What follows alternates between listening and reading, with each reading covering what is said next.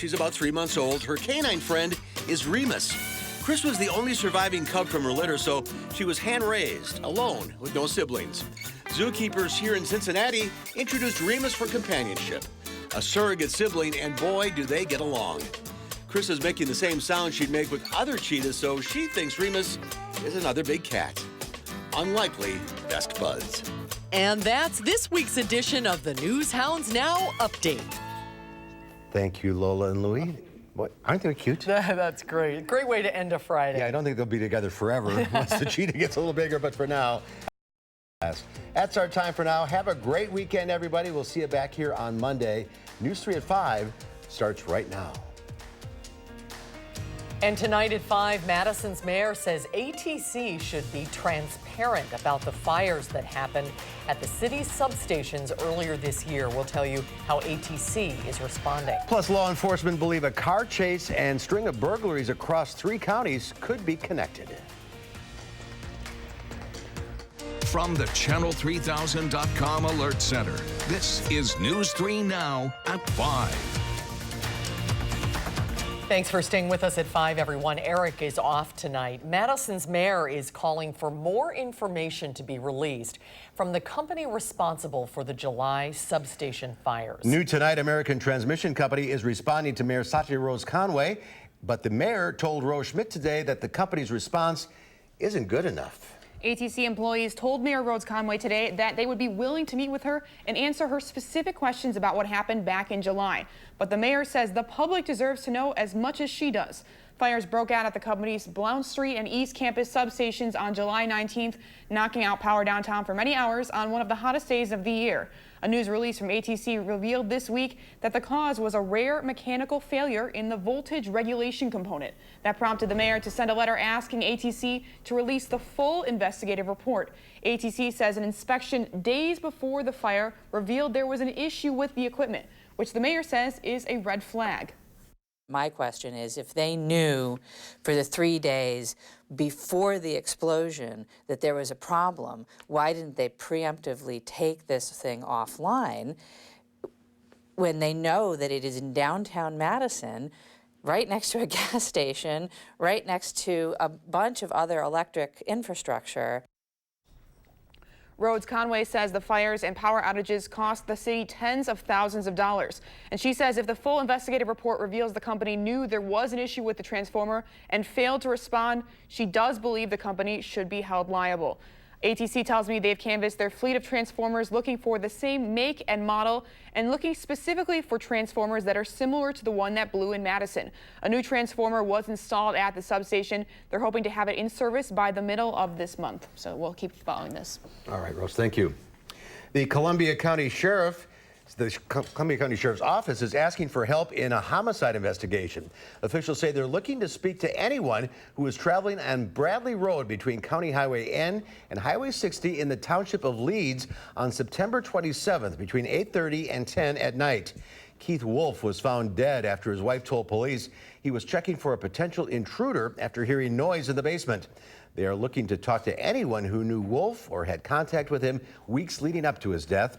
Officers say right now they have no suspects. Multiple police departments are trying to find the people who led them on a high-speed chase early this morning. Amy Reed joining us now with details on this pursuit that spanned multiple counties. Amy? Yeah, it started up in Beaver Dam and then zigzagged more than 36 miles through Dodge, Columbia, and Dane counties. Police were responding to a break-in on Lakeshore Drive in Beaver Dam when they first noticed the SUV that they believe carried the people responsible. They later found out the car was stolen. They said when they tried to stop it, it took off and blew through a stop sign. It reached speeds of 80 miles an hour through the town, then up to 100 once it got on Highway 151. The chase eventually ended near Madison College, but the perps got away. Police said this crime is too common now, and people need to take precautions to keep their cars and their valuables safe. And most people feel that way. We all feel safe, and it's a safe community, and it's always been a safe community. But you know that it's been a crime of opportunity. So if they see something that's unlocked or they see something of value, they've been taking it. Police are now trying to track down the people responsible, who they believe are also tied to a string of home break-ins in Dane County. Right now, Dane County thinks this may be tied to previous cases we've seen of teenagers stealing cars and also breaking into homes. All right, Amy, thank you. Thank you, Amy. A Columbus man is charged after being accused of recording videos of guests in the bathroom of his house. Court records say 45-year-old Jeremy Johnson is charged with 4 counts in Columbia County Court. A criminal complaint says a New Berlin officer found an SD card at a trampoline park in New Berlin in February. Officers viewed the footage, which showed 4 people at different times using the bathroom, including a 13-year-old girl. Officers say Johnson was shown in the videos several times. A $15,000 signature bond was set for Johnson. He is expected to be back in court later this month. 4 school buses and a bus barn are considered a total loss after a fire overnight in the town of Dunn. The Dane County Sheriff's Office and 7 area fire departments responded to the fire at 1840 Schuster Road, just outside of Oregon, at 11:45 last night. Crews found 4 buses on fire inside the barn that was housing them. People living in a nearby house were able to get out safely. Authorities say the damage is estimated at $315,000. Bond has been set at $1 million for the man accused of shooting multiple people at a cemetery in Wausau. 64-year-old Henry West appeared in Marathon Court today. Officials say West is accused of shooting 3 people on Thursday, killing 1 and injuring 2. Police say a 60-year-old man remains in critical condition and a 70-year-old woman is in stable condition following the shooting at Pine Grove Cemetery. Officials say West was a former employee at the cemetery. They say he did not leave employment in his own terms and was also in the midst of being evicted from his apartment. Let's get a look now at your first alert weather. Chief Meteorologist Gary Canalti out on the weather patio. Well, it's been a cool, dry day today. I was hoping for more sunshine, but the clouds just kept filling in. Every time the clouds started to break, we just kind of filled them back in. You can see this on visible cloud track. Plenty of clouds here. There was some clearing that kind of worked its way in off of Lake Michigan, and almost immediately the clouds came back in. And a lot of that, I think, is just from moisture that's around that just evaporates and causes the clouds to form from the recent rains. But any additional rainfall is still a ways off. It's in southwestern Iowa. We will see some showers later tonight, through the day tomorrow, maybe even a thunderstorm as well. But right now, nothing close to us, so the Friday night football games shouldn't be a problem. Otherwise, it was a cool night last night. A few places dropped into the 30s, including the Baraboo Dells Airport and Wautoma. Here in Madison, we are at 42. Temperature right now is in the lower 50s, with dew point temperatures again in the lower 40s, so those showers will have a hard time reaching the ground initially. But look for some showers during the day tomorrow with a high of 58. That's your News 3 Now First Alert forecast. All right, Gary, thank you. The bridge in downtown Darlington is now open following flooding. Jason King, the Darlington police chief, says the Pecatonica River is receding and they are now allowing traffic to cross the Main Street Bridge. He says there is still a little bit of water on the bridge, so he urges drivers to travel slowly. October is Breast Cancer Awareness Month, and Justice for a Cure is holding their annual kickoff event. Law enforcement from across the state is decking out their squad cars and uniforms in pink. It's happening at Winnequa Park in Monona. It's to raise awareness and show support for their community members who are fighting breast cancer. Justice for a Cure, an organization started by former Dane County Deputy Joan Kamholz, a breast cancer survivor. The Monona police chief is encouraging everyone to donate to research efforts. There's not a family probably in the world that hasn't been affected by this terrible disease, and anything we can do to bring it to attention and raise funds that could go towards research to cure it is just one small thing we can do. Money raised goes to the Carbone Cancer Research Center and Mayo Center Research Center in Rochester. If you'd like to help, go to justiceforacure.org. Alzheimer's disease is the 6th leading cause of death in the United States, and right now there is no cure, and that's why hundreds of people across Dane County are getting ready to walk. This Sunday is Madison's Walk to End Alzheimer's. More than 800 people have already signed up and have raised $150,000. Their goal is $240,000. The money will go toward research, which is becoming even more important. More than 50 million people around the world have dementia, and in the next 30 years, that number is expected to triple. I think the biggest thing that's important to remember is that when people are diagnosed with Alzheimer's or another form of dementia, is it's not just memory. It often affects senses and things of that sort, judgment. And so really it's just being in their reality at the time and point where they are. It doesn't pay to correct them or do things of that sort. Just be with them in the state of mind that they're in. Registration begins at 8:30 Sunday morning and the walk starts at 10:15. An area elementary school is helping those in need. Students at Glacier Edge Elementary School in Verona are collecting socks for those who need them. The Socktober drive will be happening all month long. The students plan on collecting 2,800 pairs of socks to donate. The socks will be distributed on October 22nd at the Badger Prairie Needs Network's Warm Winters event. The Lucier Family Heritage Center is hosting the 15th annual Harvest Moon Festival. The annual autumnal celebration features live music, bonfires, food, and over 30 interactive exhibits. A chili and homemade pie supper is also available for purchase. Admission to the Harvest Moon Festival is $5 per person. Children 5 and under are free. The event starts at 6 and goes until 9 o'clock tonight. The Packers will be without their leading receiver on Sunday when they take on the Dallas Cowboys. The Packers injury report has listed Devontae Adams as out for the game with a toe injury. Running back Jamal Williams and cornerback Tony Brown are also both listed as out.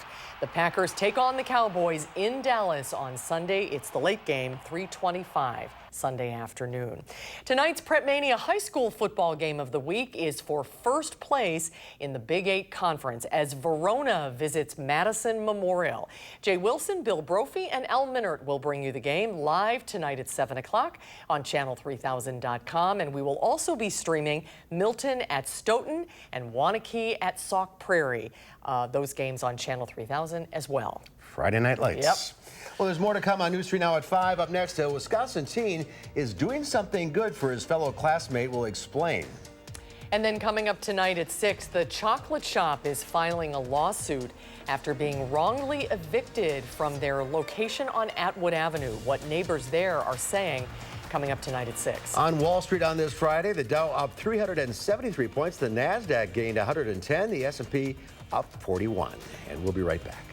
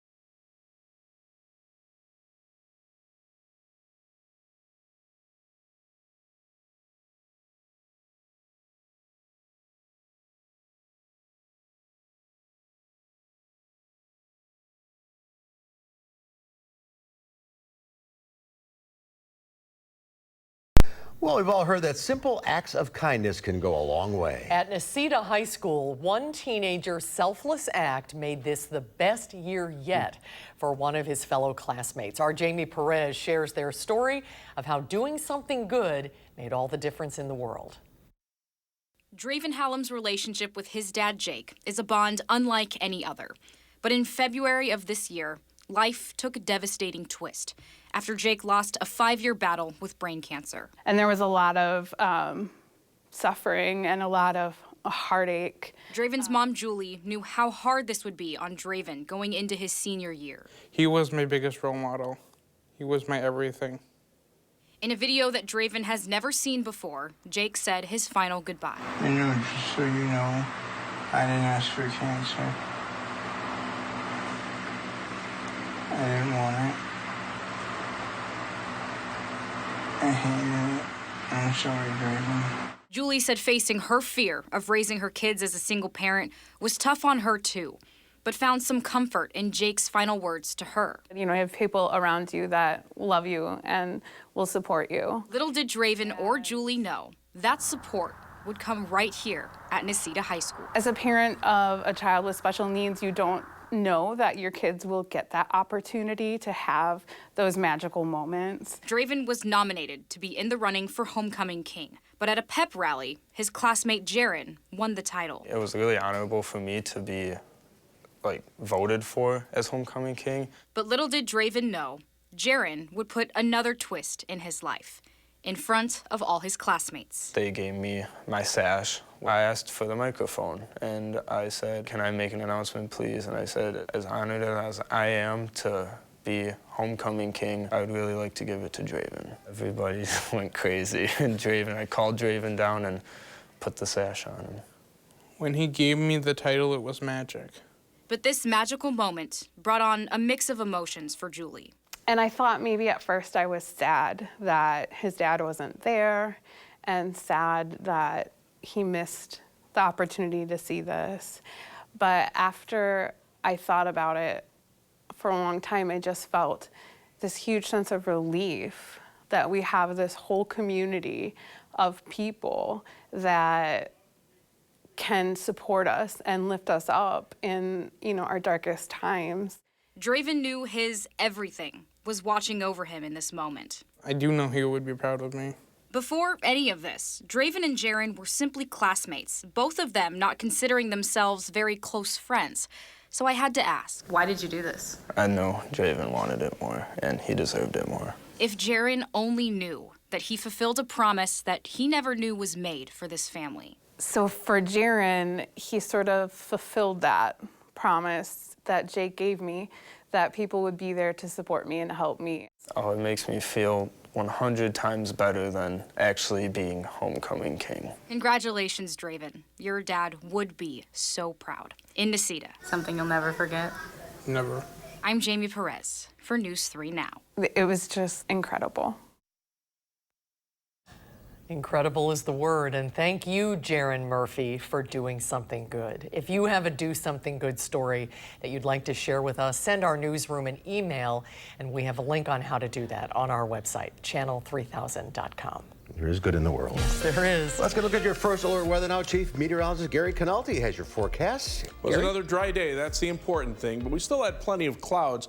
Tried to get a little clearing coming in off of Lake Michigan, but you can see how the clouds just kind of filled back in here. We've had so much moisture because of rain over the last couple of days, or earlier this week, that there's just a lot of standing water. And as soon as the ground starts to heat up, even by a couple of degrees, you just get those clouds start to fill right back in. So we'll still see plenty of clouds for tomorrow, and then there'll be some chances for showers. Right now, nothing imminent here, but you can see some light showers pushing into parts of southwestern Iowa. Those will be here later on tonight.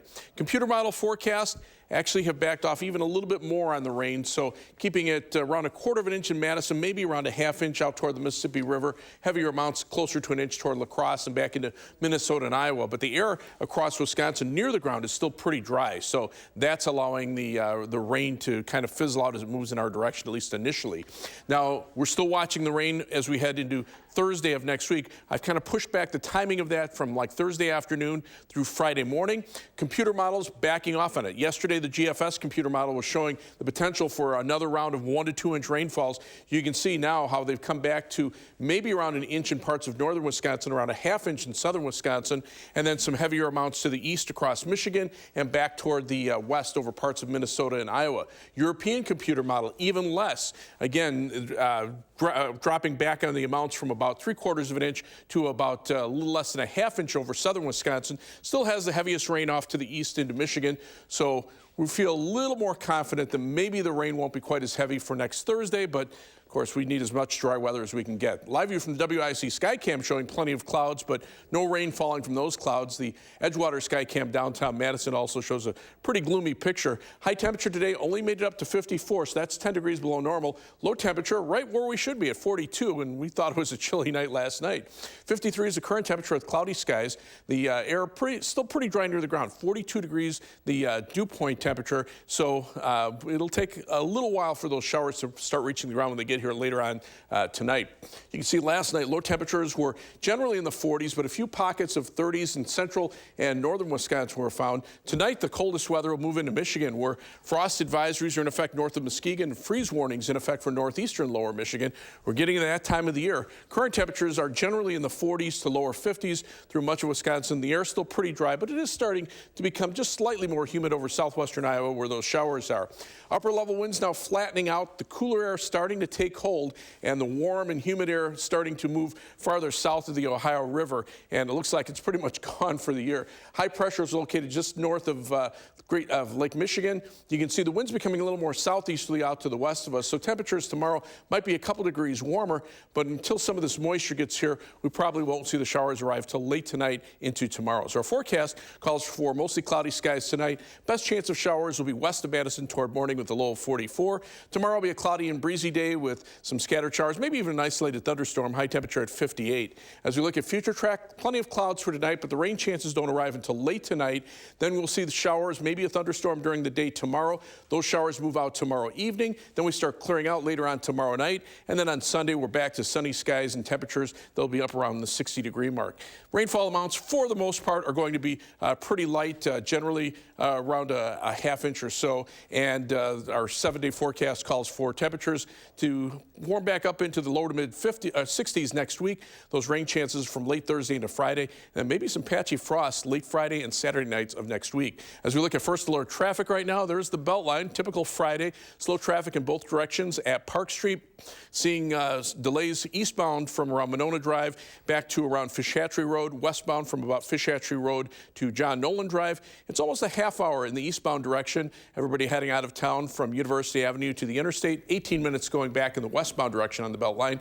Down to Janesville, a little slow there too. 31 minutes from the Beltline to, down to Janesville on I-3990. A ½ hour to Sauk City on US 12 heading northward out of Middleton, but only 18 minutes to Sun Prairie on US 151 and East Washington Avenue. That's your news 3 now for slow traffic. All right, thank you, Gary. We have a quick correction on tonight's Prep Mania high school football game of the week. It is Monona Grove at Oregon. Sorry about that. We accidentally pulled up the graphic from last week. Yeah, I don't think they want to play again. We didn't mean to Verona stop everybody's Memorial. heart in Verona and Middleton. It is Monona Grove at Oregon. Jay Wilson, Bill Brophy, and Al Minert will have the game tonight at 7 o'clock on channel3000.com.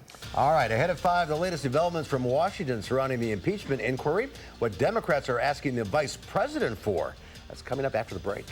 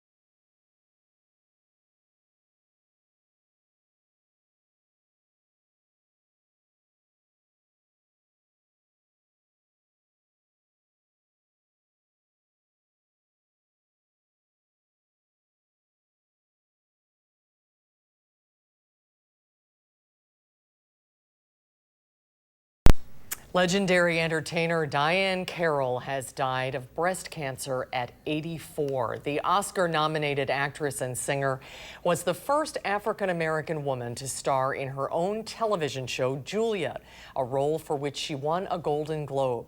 Carroll was also the first black woman to win a Tony Award for Best Leading Actress in a Musical for her role in No Strings. President Trump continues to push back on allegations of improper communication with the Ukrainian government.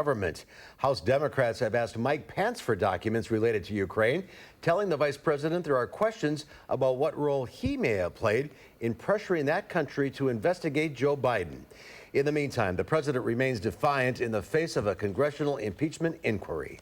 The Democrats, unfortunately, they have the votes. They can vote very easily, even though most of them, many of them, don't believe they should do it. You have more and more evidence that the President of the United States was improperly using his office, using our taxpayer dollars to leverage help from an ally in our upcoming 2020 election.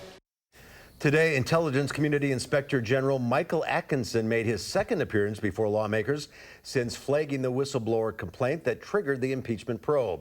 CBS News obtained his opening statement where he defended his actions and said at no time was he aware or took part in an effort to urge Ukraine to investigate former Vice President Joe Biden. We'll have another check of your weather when we come back.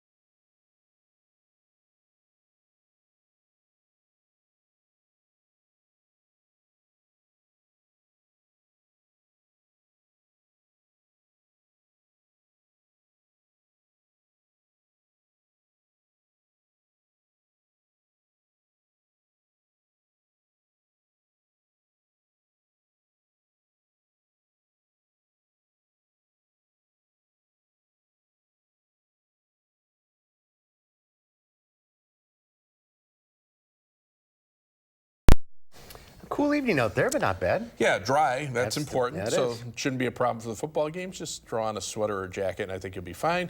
There's Doppler track free of precipitation, but temperatures are already in the lower 50s, a few upper 40s north of the Dells, and the air is very dry. So the first round of showers probably won't reach the ground till late tonight or early tomorrow morning. Showers, maybe a thunderstorm tomorrow, but then dry Sunday through Wednesday. Showers and thunderstorms late Thursday, ending Friday, and then very cool for next weekend. All right, a wet Badger game.